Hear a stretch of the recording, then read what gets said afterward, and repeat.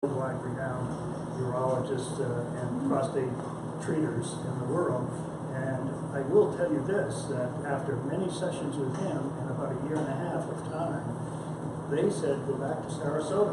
You have great treatment in Sarasota. So that was very, very refreshing to me to know that. I pass that word on to you just as a reference, that we have some wonderful doctors here, and certainly the hospital here and everybody else have been tremendously supportive of our efforts.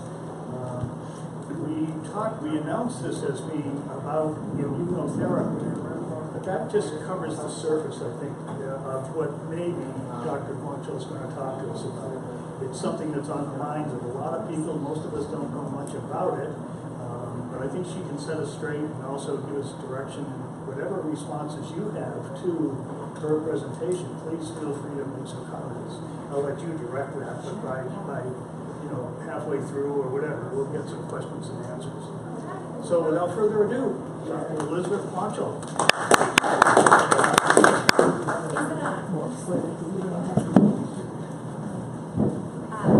Sometimes people have a harder time hearing me, especially with hearing devices. So I'm happy to use this if it's helpful. Yes. Okay, we'll keep using it. Hopefully it's not too loud. So thank you for the kind introduction. As he said, I was at Harvard for medical school, Mass General for residency, and then Dana-Farber for oncology training. And while I was there, I did a subspecialty in genitourinary. That was the main area of my interest. So I got to work with Dr. Sweeney, who has had a huge impact on prostate cancer care. And then after I finished my training, I have been at the University of Rochester, in Rochester, New York, not Mayo, for the last 5 years. And while I was there, genitourinary diseases are what I treated exclusively. So prostate, kidney, bladder, testicular.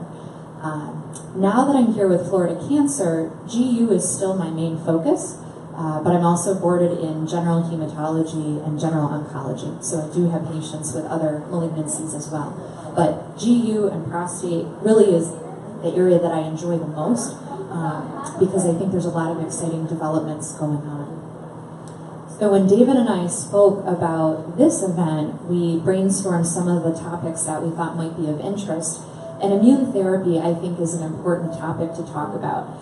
There's a lot of excitement about it, though I think some of it had been tempered early on in prostate, and now people are getting geared up again. So we'll talk about that.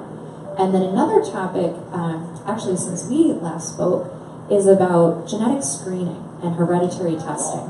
And it's something we think a lot about with breast cancer and ovarian cancer. We don't talk about it as much with prostate, but I think there's a lot of reason to think that it's very relevant for prostate. So we'll talk about that too. And in some ways, I think the immune therapy story and the genetic screening kind of go hand in hand. So we'll make a connection about that. Before we get started, are there any other hot topics or things that people would like us to work into the discussion?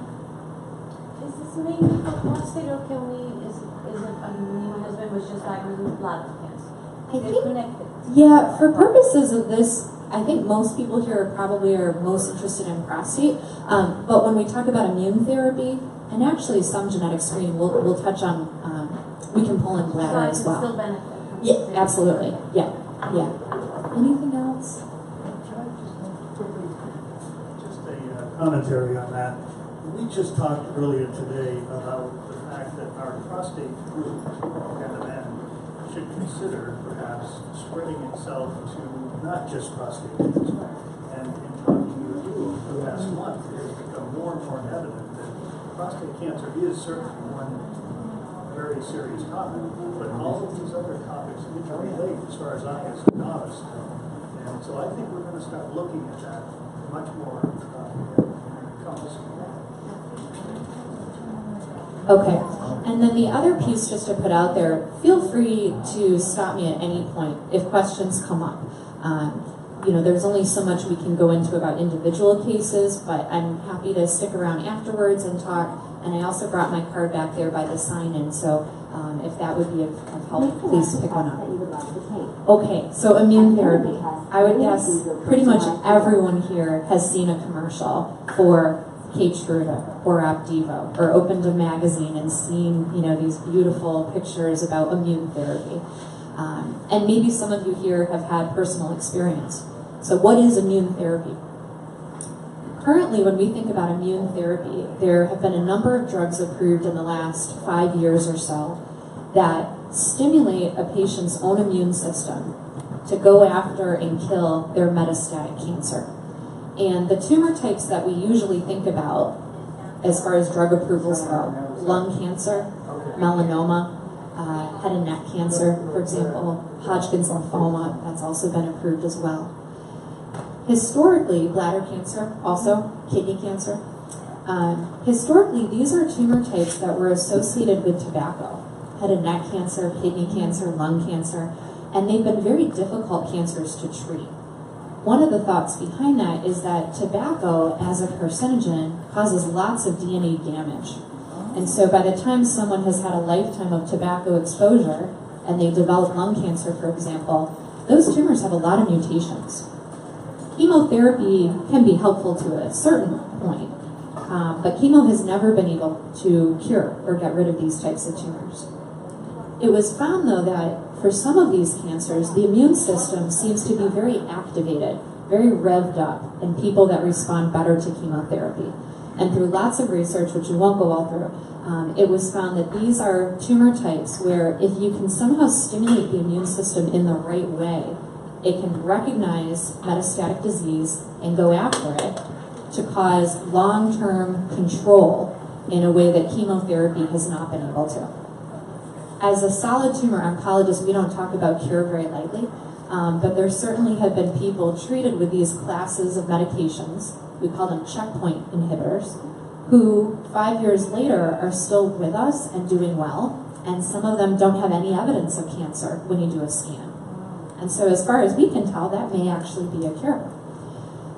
So prostate cancer is one of the most common cancers that we have. 180,000 men are expected to be diagnosed annually in the US alone. So it's a huge, huge cancer. Oftentimes I think prostate kind of lags behind breast cancer in some ways. Thanks to men, there's more advocacy, which is great. But very frequently, new drugs are tested in breast cancer. And some of that is because it's a very vocal population. And it doesn't necessarily get to prostate until a while later. Immune therapy has not been very exciting in breast cancer. It's been tested and really hasn't shown a lot of benefits so far. And the very early studies of these drugs also included patients with prostate cancer. And similarly, there wasn't much of a splash. Not many people seemed to respond. I think over the last few months, though, we've recognized that out of those large population of men with metastatic prostate cancer, there's lots of different subtypes of disease. And maybe it's just going to take a little bit more work to figure out who are the men with metastatic prostate cancer that might be more likely to respond. So one point to make before we go on, I'm talking a lot about metastatic disease, and I recognize that that may not be relevant to many of the people here. So some patients, some of you may have gone through curative radiation or curative surgery, and this conversation may not apply to you. When we think about checkpoint inhibitors, we're really focused on people where the curative treatments didn't work, and now we're trying to manage a cancer that has gotten outside of the prostate. So, if there's a question about, well, why didn't I get that? It may have been that you were getting curative intent treatment, and so these types of treatments weren't appropriate. Just wondering if you think there's really a cure or just stasis, just staying where you are and you're better. I think in some of these cases, not so much with prostate because we aren't there yet, but in bladder cancer, for example, or lung cancer, we know the natural biology of these diseases is that they're aggressive. They don't just usually sit there. They're usually growing or they're regressing. And so in my own experience, I've certainly treated people where we see no evidence of the cancer active, either in blood work or on scans. I think in general, oncologists are pretty optimistic people, but I can say that there really is, I think, a very reason to be very optimistic for a small percentage, and that's the difficulty. There must be a reason why some people respond really well for a long period of time and other people don't. But I do think some cures are possible, and a lot of the research right now in lung and melanoma and bladder is trying to figure out for those people that respond a little bit but not all the way, how can we boost the response even more?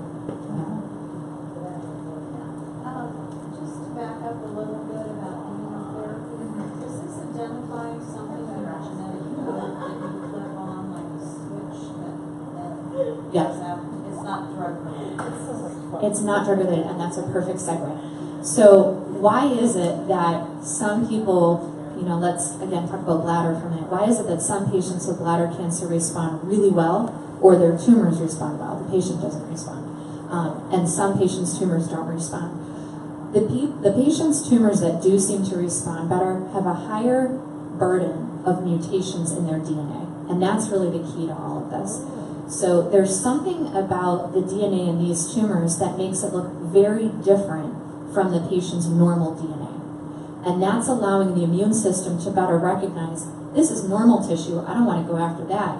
This is cancer because it looks so different from myself. And that's exactly a genetic, something different about the genes. And across the board in all of these tumor types that do seem to respond, there's a higher burden of mutations. Again, if we go back to the idea about tobacco, you're getting a lot of pressure on the genome to mutate and develop mutations over time. And that's the thought about why lung cancers respond. Similarly for melanoma, all that UV sun damage that we get down here in Florida, which we don't get in Rochester, that's causing selective pressure to cause more mutations to form in the DNA. So in prostate cancers overall don't really have a lot of mutations. Even when patients have gone through all the standard treatments for metastatic disease, even at the end of someone's life, prostate cancer still seems to be controlled by testosterone, by androgens. So even when people have been through all the treatments, usually their PSA is rising at the end of their disease course.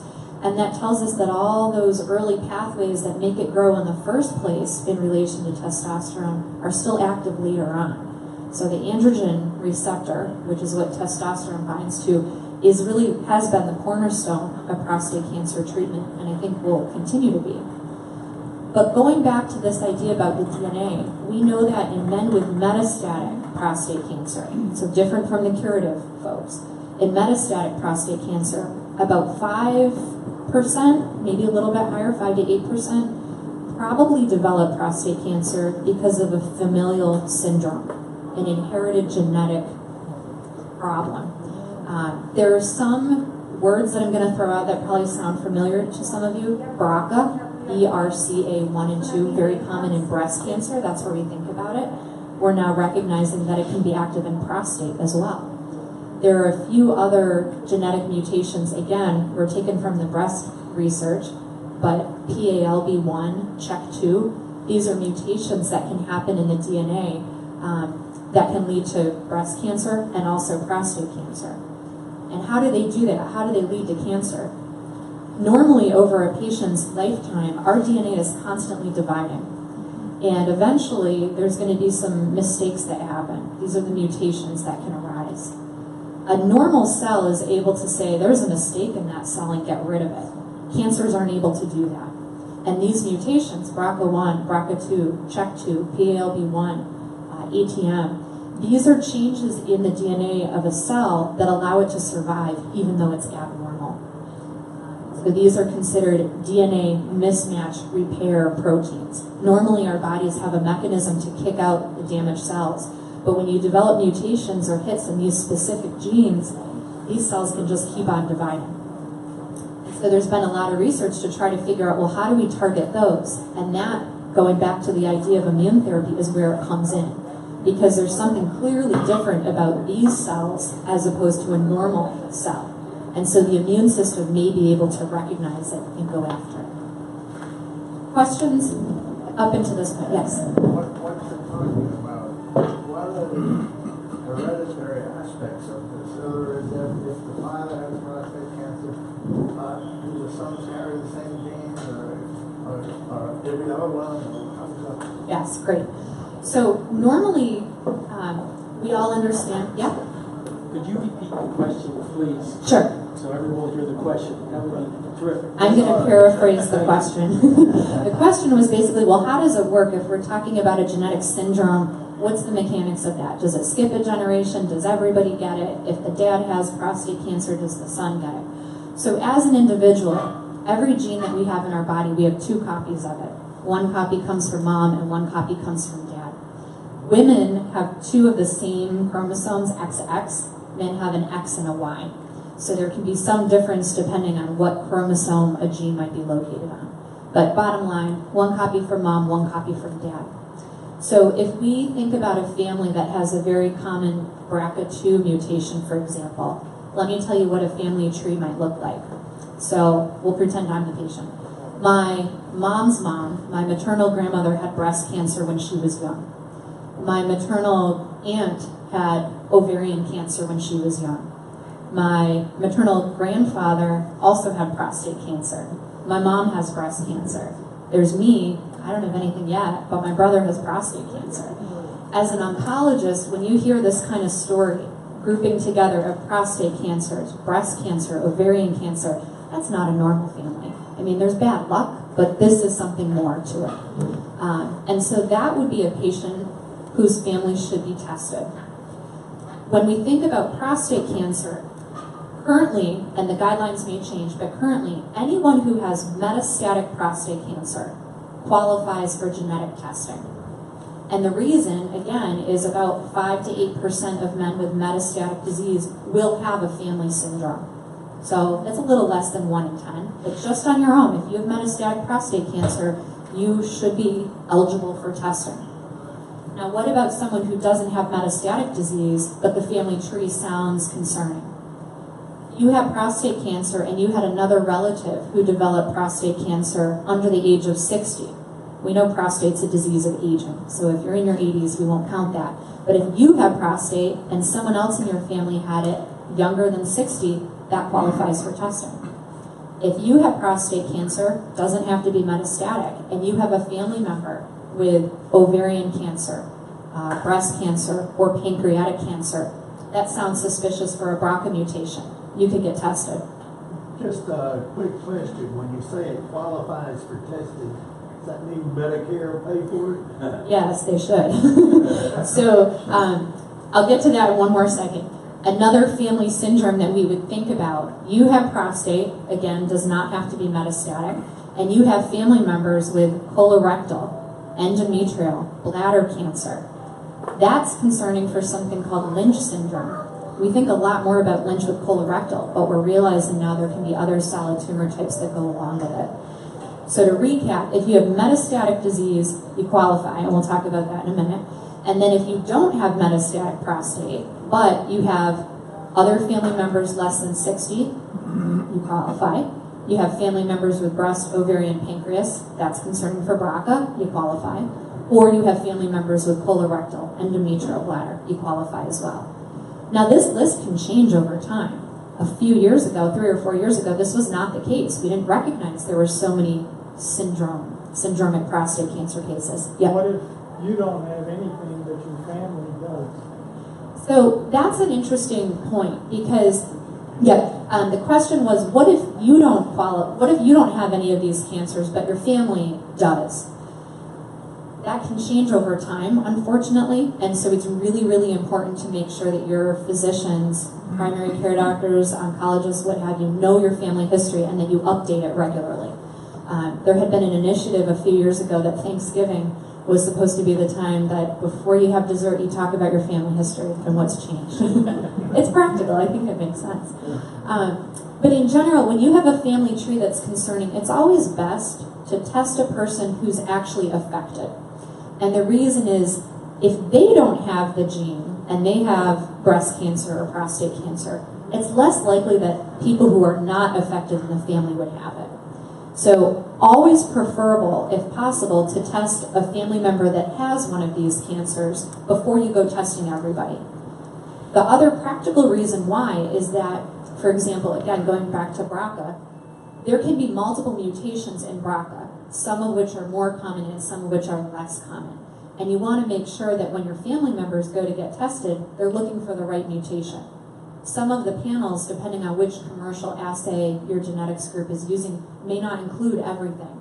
So if your family has one of those rare mutations, again, best to test someone affected so you know which mutation specifically is affecting the family before you just send everybody out to get tested. So it's more targeted testing. Does that answer your question? Well, but what if you don't know those answers? And Sure. So that's where it gets a little individualized based on insurance carriers. I think it's always worth a conversation with whichever doctor is caring for you. If you don't have cancer, talk with your primary care doctor. If you do have cancer, speak with your oncologist or your urologist or radiation doctor, and they could make the referral to the genetics group. So as a medical oncologist, I do not do the genetic testing myself. I go through the family history to make sure it sounds suspicious enough that I think it's warranted, and then I refer people to genetic counselors here at SMH. The genetic counselor then knows all the ins and outs of all the insurance companies. They know which panels might be approved by one insurance versus the other. And then when you get the test result back, they do counseling. Sometimes you'll do genetic screening and it turns out you have a variant, so not a normal genetic sequence, but not shown yet to be associated with cancer. What do we do with these people where you have something funny in your DNA, but we don't know what to do with it? That's where the genetic counselors come in. You can imagine that how quickly research is coming out about genetic changes, it's really difficult for those of us in practice to keep up with all of it. So genetic counselors, that's their job. That's specifically what they focus on. So again, to go back to your question, if you're suspicious about the family, but it's just not feasible to test other family members, or maybe they've passed away, maybe they were an earlier generation, you can still talk to your oncologist or primary care doctor about a referral. The folks here that do the genetic counseling, if they run all the numbers and they say your insurance isn't going to pay for it, you can always pay out of pocket. I mean, it can be expensive, but you could do that. But you can still be tested, is the bottom line to that.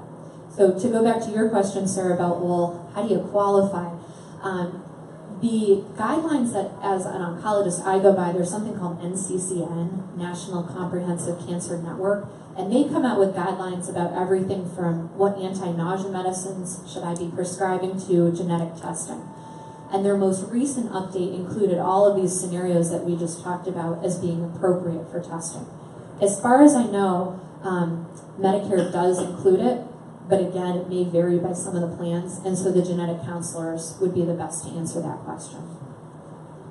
My question, I guess, maybe I'm just naive about this, is the genetic testing, it seems to me, should come prior to being diagnosed as opposed to after. I agree. So I think we're at this point where we aren't there yet. We're trying to catch up. You know, at the time when many people were diagnosed, if you were diagnosed with prostate cancer 20 years ago, no one knew about this stuff then. So now we're trying to play catch up and identify those people that are affected, that meet all these criteria we talked about, for two reasons. So as an individual patient, can this affect your treatment? Yes, it can, and I'll talk about that in a minute. And can it affect your family? Yes, it can. So the reason why we want to identify people that carry a genetic syndrome is that if you test positive, we should test your family members, going back to this gentleman's point. Your sons and daughters and grandchildren. You don't have to start with the grandkids, you start with your children. And if your son is negative for BRCA, you don't have to test his children. But if you're positive and your son is positive, you should test those grandchildren, daughters and sons included. The daughters would be at risk for breast and ovarian and potentially pancreas. The sons would be at risk for pancreas and prostate. And not to get too controversial, but I've met a number of families that have patients that are born biologically as one gender and they're switching over to the other. It's important for them to let their physicians know. I mean, they probably will know. I'm sure at some point someone who identifies as a female will be diagnosed with prostate cancer. So, you know, your genes carry with you, and with these cancers, you have to keep that in mind. Yep. Getting back to having everyone tested, years ago, people had a full body scan, and they found that there was more testing as a result of that, false positives. Yeah. And is that the same thing based on the genetic testing, or is that more finite? I would say it's more focused. We know what mutations are associated with increased risks of cancer. None of these syndromes are 100%. So you could find out that your family is positive for one of these syndromes. It doesn't mean 100% all your family is going to get it, but it will change the screening that you undergo. To your point, though, there are these variants that we don't know what they mean yet, and that may be the overdoing it with a full body scan. Eventually, I think there are studies going on for these variants to find out, is it associated or not? And if it turns out that it isn't, that mutation goes off the list of questionable to, we don't have to worry about it, it's not going to be reported. So to get back to what I was saying, on the one hand, when you do genetic screening, it allows for your family members to be tested and would change the screening that they could subsequently undergo for cancers. But it also can change the treatment that you as an individual receive. So let's talk more about that. Again, with regards to metastatic prostate cancer, this is where there are the greatest implications. Eventually, knowing that you have a syndrome may change how you get treated up front for curative treatment. My personal feeling is it probably won't, though. If your prostate cancer is small enough, you cut it out and it's cured. Or it's small enough, you radiate it and it's cured. So the systemic treatments don't have a huge part in curative treatment. It's more of a mechanical, did you get it soon enough? But with metastatic disease, the standard treatments that we give for prostate cancer consist of lowering testosterone. And the reason behind that is the vast majority, 99% of prostate cancers that have never been exposed to systemic treatment are driven by testosterone. And that's why we see the PSAs going up. So you can take away testosterone by surgically removing the testicles. We don't do that very often. I don't recommend it to my patients. Or you can do it chemically with medications, and that's more commonly how we do it. So there's a number of different injections that we can give that temporarily prevent the body from making testosterone. And if a patient doesn't like how they feel, we stop the medicine, and their testosterone production eventually picks up again. For most prostate cancers, though, that hormone approach will only work for so many years. For some men, it's 6 months. Thankfully, for most people, it's a few years. But then there are some people who 5 or 6 years later are still responding really well to hormone therapy alone. We don't know why they do so much better, but I suspect it probably has something to do with the mutations that they have. But in any case, after hormones don't work, we have a number of new pills. Probably not new anymore. Within the last 10 years, we've been using them.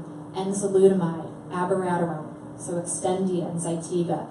These are oral therapies that still manipulate the hormone axis. Enzalutamide, or Xtandi, interferes with where testosterone and its precursor hormones bind on the cancer cell to stimulate it to grow. Zytiga, also called abiraterone, that actually turns off hormone production even more than what you get with the injections. But both of those treatments are still targeting hormone receptors. They're still kind of mucking around with the testosterone. What do we do when someone's tumor is no longer responding to that? That's where we go back to chemotherapy. Chemotherapy, before all these fancy pills were developed, is what we would give for men with metastatic prostate cancer. The specific chemo drugs that we use now are different than what was used a while ago. But fundamentally, chemo still can work temporarily. It does not cure people for prostate cancer. It won't make it go away completely. But it can kill tumor cells temporarily. The way that chemo works, unlike all these hormones, is it just causes mass destruction. Chemo is not focused. It doesn't go after the cancer versus the healthy cells. It just kind of affects everything. And that's where the side effects come from. The hair loss, decreased blood counts. That's because chemo is going everywhere. After we're done with chemo, what do we have for men then? So there is a therapy called Provenge, and I know some people here have heard about it before. Provenge is sort of an immune therapy, but not the same as the lung cancer and the melanoma and those types of treatments. Provenge is actually a vaccine that is created using your own immune system. So in order to get Provenge, you have to donate your own white blood cells. They get sent off to a factory that I think is in New Jersey. And at New Jersey, what happens is they take your white blood cells and they expose them to prostate protein. And you're trying to train those white blood cells to recognize PSMA, that's the protein antigen, on prostate cancer cells. Once they're trained, the company mails the white blood cells back to us, and then we inject it into the patient. And we do it 3 times. The tough thing with Provenge, it does not affect PSA. And I think for people who appropriately for many years are really focused on PSA, it can be hard to think about a treatment where your PSA isn't going to change. But we do know from large studies that men who received Provenge therapy, as opposed to those who didn't, again, only for metastatic disease, they live longer. And so usually I like to have that conversation with a patient. Is Provenge something that's appropriate? You can't give it to everyone, and you can't give it just at any random time. You want to do it when the PSA is still pretty low. If someone's PSA is in the thousands when I meet them, and it's doubling every 2 weeks, it's not a good treatment for you. You need to have a treatment then that's going to acutely lower the PSA. But if we can get patients to a point where their PSA is well controlled, and we have, a couple months to get the approval and do the treatment, it can be a good treatment for some people. I bring it up because it is a form of immune therapy. It's a vaccine. It's stimulating your immune system to recognize the cancer. And this is a drug that's only for prostate. Yeah. Is Provenge an actual drug, or is it the system of taking the cells and sending them off and having them purified? And can that work for other kinds of cancers too? So it's a good question. You're right. It's not an off-the-shelf drug that you can just go to CVS and give someone, because it's created with your own cells. So it is a system, I would say. I am not aware of that specific approach being approved for other cancers yet. Sounds good. It does sound good, doesn't it? And I think that there's research in other cancers looking at it. One of the reasons why you're able to do this in prostate is that even when people have more advanced prostate cancer, it still produces PSA. And so the immune system should still be able to recognize prostate cancer because of that protein flag that says, hey, this is a prostate cancer cell. With some other tumor types, there's not as uniform of a cell marking system. So, the immune system may not be able to as easily identify those cells. Yeah. Does the Provenge attack the normal tissues? No, it doesn't. And that's one of the things that's really nice about it. When you look at the list of side effects from chemo, for example, or even for these oral therapies, there's side effects. With Provenge, most people feel a little tired after the infusions. There can be almost like a mild flu-like reaction, a little achy, maybe some low-grade fevers, but that's about it. We don't see liver problems or kidney problems. We don't see the blood counts being affected. So it's much milder as far as toxicity goes. Those cells are the lymphocytes? So they are lymphocytes that are being trained, yes. So lymphocytes are some of the cells that are being exposed to the protein. How far along are scientists getting the CRISPR zap it? Right, wouldn't that be great? So CRISPR technology, I don't know how familiar people are with this, but this is a form of DNA editing where you're basically able to take someone's DNA and say, that's where the problem is. That's the sequence that is causing the cancer, for example. I'm not aware of CRISPR technology being readily applied to solid tumors yet, and the reason is because solid tumors usually accumulate a lot of mutations over time. In contrast, when we think about blood cancers, leukemias or lymphomas, that's where there's usually a more focused mutation or set of mutations that are driving the cancer. And it's also a little easier because those tumors, where are they coming from? They're usually coming from the bone marrow. If you have a metastatic prostate, for example, that has tumors in the bone and the liver and the lung, it's kind of tough to deliver, something like CRISPR technology to those sites. I have no doubt that at some point we'll be able to do it, maybe after my career is done. But for right now, blood cancers seem to be the ones most amenable to that type of DNA editing. Yeah. So to go back to the, were you going to ask a question? Actually, Provenge, how often is it administered? So Provenge, again, is very unique in the sense that it's given 3 times, 2 weeks apart. So I usually think of it that when you get a patient at the right time in their disease course, they have to have metastatic disease. The disease has to be resistant to hormones. So if your PSA is well controlled just on Lupron or Degarelix or Eligard alone, it's not appropriate for you at that point. Good to think about it and have a conversation, but your insurance won't approve it. Once your PSA starts to rise, though, on hormone therapy alone, and your doctors are talking about Zytiga or enzalutamide as the next step, that's where Provenge is appropriate. So it's approved for metastatic castration-resistant prostate cancer. And like I said, I usually recommend it when the PSAs are not doubling too quickly because it usually takes at least a couple weeks to get the insurance approval and then 6 weeks to get the treatment done. I just had a second part.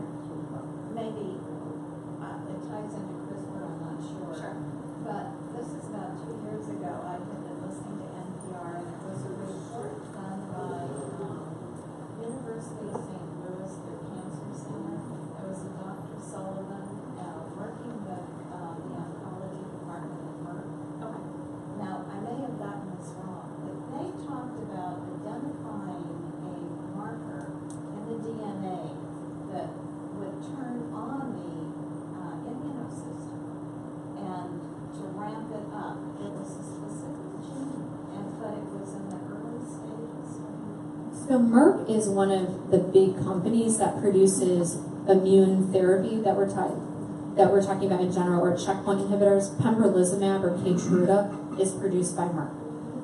If you had Merck stock, your numbers have gone up a lot. Same with Genentech. So that may have been what you were hearing about, because the gene or the protein that they may have been referring to is PD-1, programmed death ligand 1, PD-1 or PD-L1. So to get a little bit more deeper into it, we were talking about tumor cells that have a lot of mutations in them as being a general marker that those tumors might be recognized by the immune system.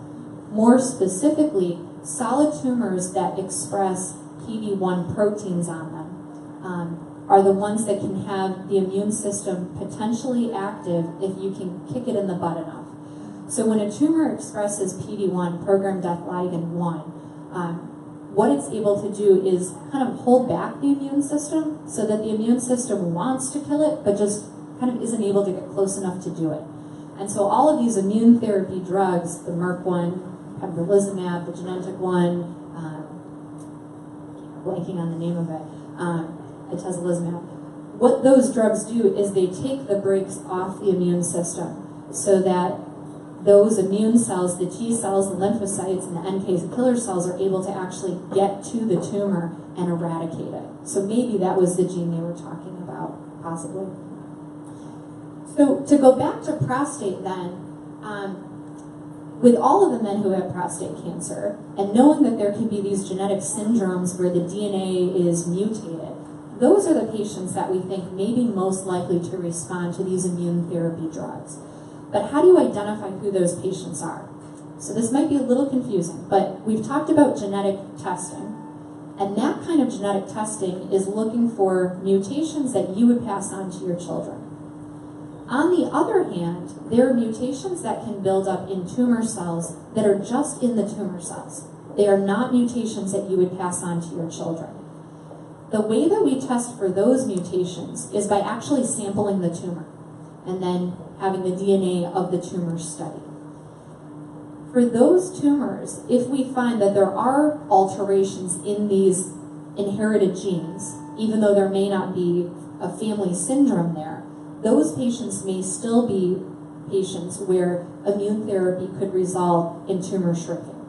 So on the one hand, if you're someone that comes from a family where you have all these tumors and someone gets tested and you do have a BRCA1 mutation in your family, okay, you may be eligible for the treatments I'm going to talk about in a minute.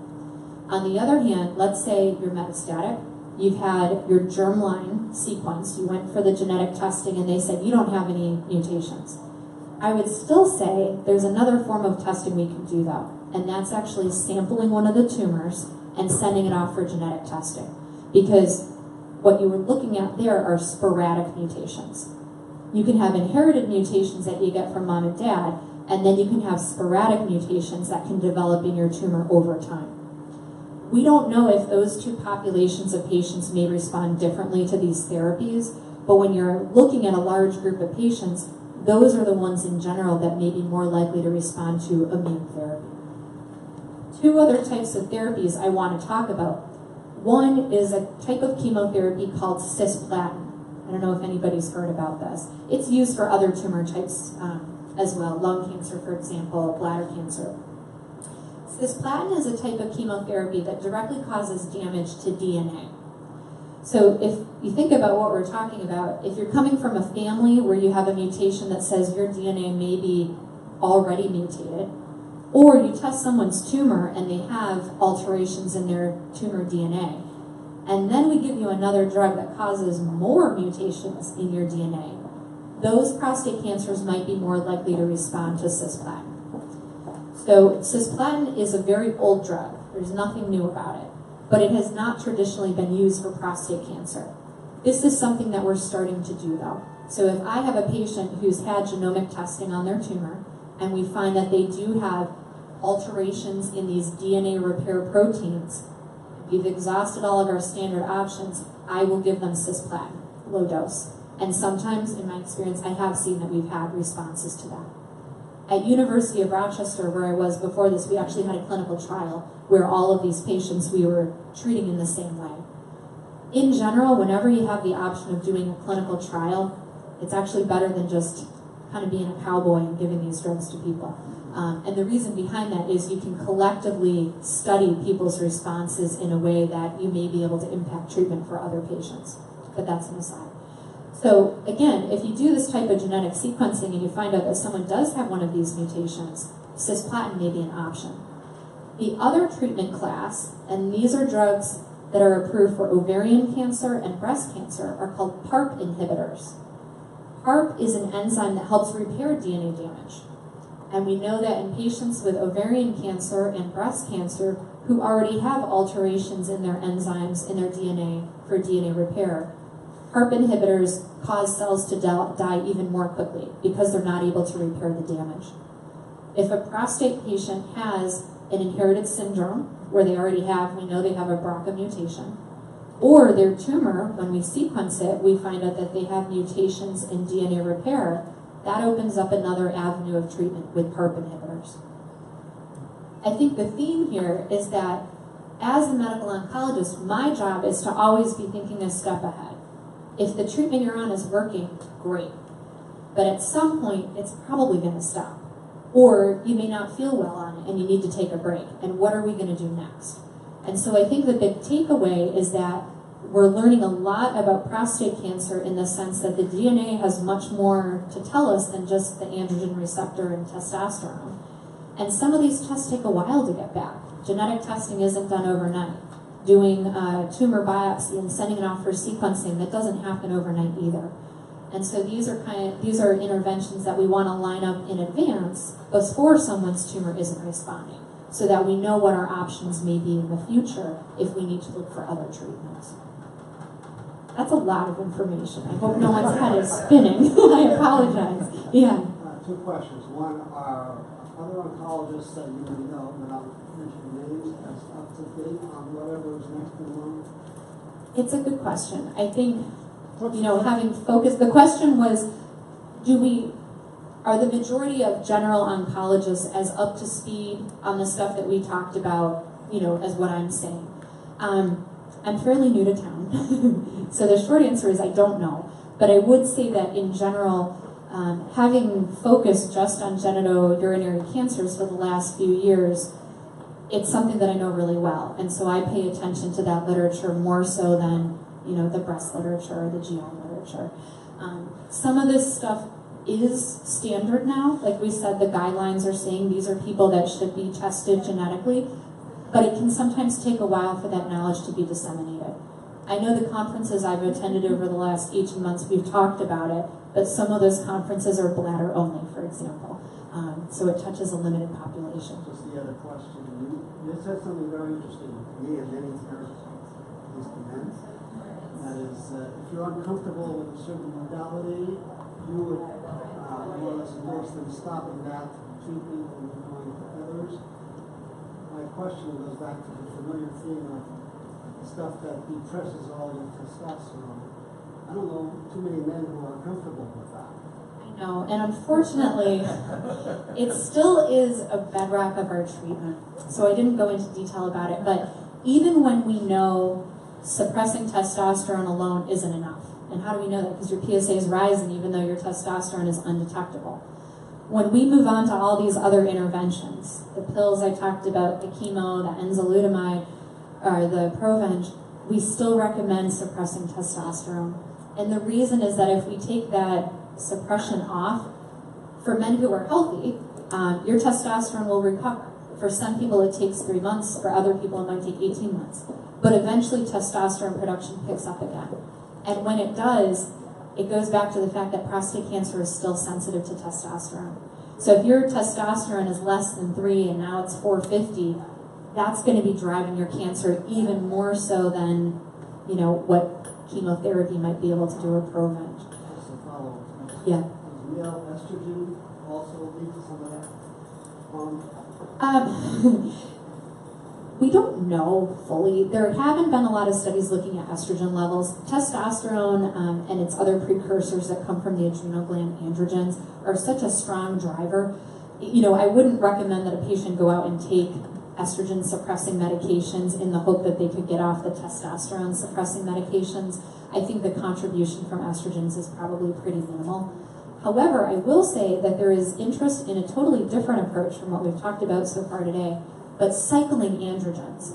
So obviously we're all familiar with suppressing androgens, but then if we change the hormonal environment by giving someone testosterone, these cells that have become really sensitive to low testosterone may temporarily be stunned and not know what to do about it.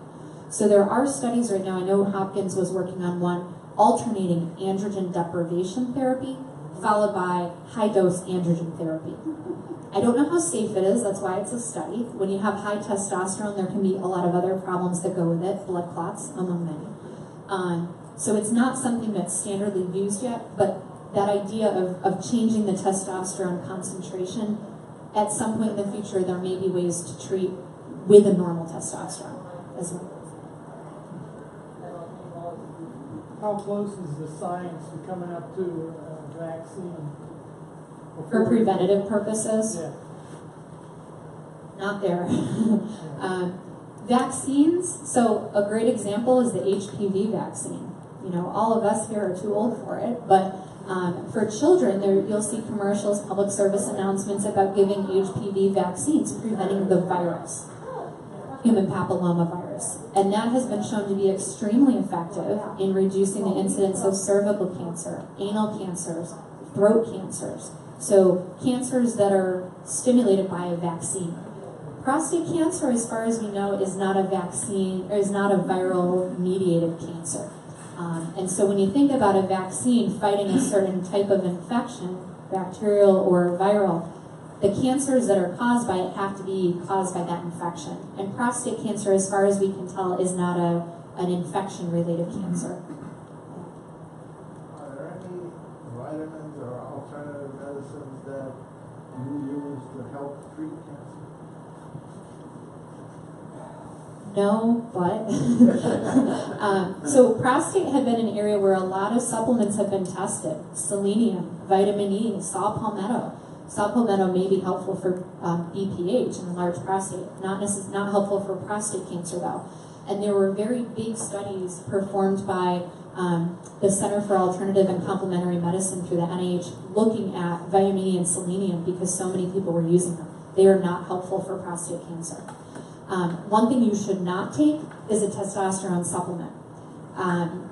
It sounds obvious to everybody here. You guys are all up on it. I've had patients come to me. I don't know why my PSA is rising. The first thing I always do is check testosterone. If the testosterone is high, despite the Enzalutamide or the Lupron I'm giving you, what else are you taking? So supplements, you know, on the one hand, I'm not opposed to them if we know that it's safe with the standard treatment that I'm giving. I'm not opposed to vitamins. You know, let me know what you're taking. But where I have issues is when someone says, I'm going to stop all of this stuff and just go with vitamins alone. That can be dangerous. Or if someone's on chemo and they're not necessarily telling their team what they're taking, there could be dangerous interactions. I'm okay with those. The one time though where I may not be is if someone's getting radiation. So those are considered antioxidants. Turmeric and curcumin. Yeah. The problem there is with radiation, you want to cause oxidative damage. You want to kill those cells, and those are antioxidants. So I'm not a radiation doctor, and I'd be curious to hear what they have to say about it. It shouldn't interfere with chemo, but if someone's going through curative intent radiation, there may be, hypothetically, there could be decreased sensitivity to radiation. What are your thoughts on the THC-CBD one-to-one combination? Good question. Another thing outside of, unfortunately, what I know much about, and not to digress too much into politics, but marijuana, medical marijuana, CBD oil, unfortunately, got into this cart before the horse. It became a political issue before it was truly studied medically, and so now that everybody can get it, who wants to sign up for the research study? So I actually don't know. For my patients who are symptomatic, I completely support it. I have no problem if you're doing it for appetite enhancement, anxiety, nausea, all of those things, that's fine with me. Where I get uncomfortable again is if someone says, you know, I don't like the Lupron, I don't want to do chemo, I'm just going to do that. I have no data, and I would be curious, these dispensaries, you know, there is no scientific data to say that that can treat cancer. I know there's lots of stuff on the internet about it, but where's that data? It's all anecdotal. So symptom control-wise, it's fine. I always run things by our pharmacists. I'm not aware that that would interfere with standard treatments, but I just can't endorse it yet for cancer treatment. Another question. Yeah. You're with the Florida Cancer Specialist. Right. You interact with the oncologist, and I'm under their care, and I'm just curious as to whether we have access to your expertise. So you're cared for by Florida Cancer already. It's a good question. I mean, I have my own panel of patients. I'm always happy to see people for a one-time consult. I think, you know, we try to be very, I'm blanking on the word for it. Transparent, yeah. So if, you know, what I would probably say is let your physician know, you know, I went to a talk with Dr. Guancial, there were some interesting things she talked about. I'd like to go for a consult. And then you can, my cards are there, you're more than welcome to call and set up an appointment. And it's obviously not to step on anyone's toes. I think to your question before, you know, there are doctors in my group that know a lot more about breast cancer than I do, and I'm straightforward. I mean, I can treat it, and I'll do a good job, but there are physicians in our group that just have more comfort and expertise with other things, and obviously this is one of the areas I feel comfortable with. Yeah. You talked about taking a sample out of a tumor and testing. Is that the Prolaris approach? Prolaris is different. So Prolaris is looking at a limited gene, a list of genes to figure out how likely is someone to be cured by specific local interventions. And that actually gets to the point about local recurrence. So Prolaris is sent on a prostate biopsy specimen when someone is trying to decide what curative treatment should I do? Should I do surgery? Should I do radiation? After surgery, do I need radiation? The type of genetic testing I'm talking about doesn't inform that decision at all. The stuff I'm talking about, we would want to biopsy a metastatic site, and that would let us know about systemic treatments. The difference is that genes can be different between the primary, where the cancer started in the prostate, and then what the metastasis looks like. And in general, when we're doing this type of tumor sampling, I prefer to do a metastasis because clearly there was something that changed between where the cell started and where it ended up. There are genes that can be altered in a metastasis that allowed it to go and live in the lung or live in the liver. A normal prostate cancer cell would not survive in that environment. So there's some mutations that developed over time. In general, prostate very commonly goes to the bone. Bones are not always the best place to do this genomic sampling because the tissue has to be decalcified and it's kind of a harsh chemical process. So if I scan someone and there's bone and there's liver, or bone and lymph node, I usually like to go for the soft tissue instead to do the genomic profiling. But the short answer, different from Prolaris. What's your thoughts on diet, food during radiation treatment? Radiation is a very unique circumstance because there's a lot of pressure on the colon and the GI tract. So often I've heard radiation doctors recommend kind of a low fiber, low residue diet because otherwise people can end up with pretty profound diarrhea. Also kind of a low acid type of diet as well to avoid GI irritation. Someone had asked before about turmeric and antioxidants. Usually I would say to avoid those or at least talk to the radiation doctor. Otherwise, diet in general, I tell my patients there's no obvious food we know that's going to make your cancer grow more quickly or interfere with treatment, with the exception of alcohol. A lot of the therapies that we give are cleared through the liver. You know, you can have a drink on your birthday, you can have a small glass of wine on Sunday, but for the most part, I try to minimize alcohol use. Diet, otherwise, in many studies we've seen that men who are healthy, so not severely overweight, good fruit and vegetable intake, they actually do better with treatments. Whether that's modulating the cancer itself, I don't know yet, but we do know that men who are overweight, who have a high red meat intake, could potentially be at higher risk for developing tumors in general. So better diet means you're better able to tolerate treatment and may reduce secondary cancers down the road. Yeah. However, one thing that comes up with diet, just to point out, a lot of times my patients will come in and say, I read or my neighbor told me I can't have sugar, I'm going to starve to cancer. Again, we don't know of any diet that directly will make your cancer grow. So if you happen to have a sweet tooth, it's okay to have dessert. You don't have to go cold turkey on it.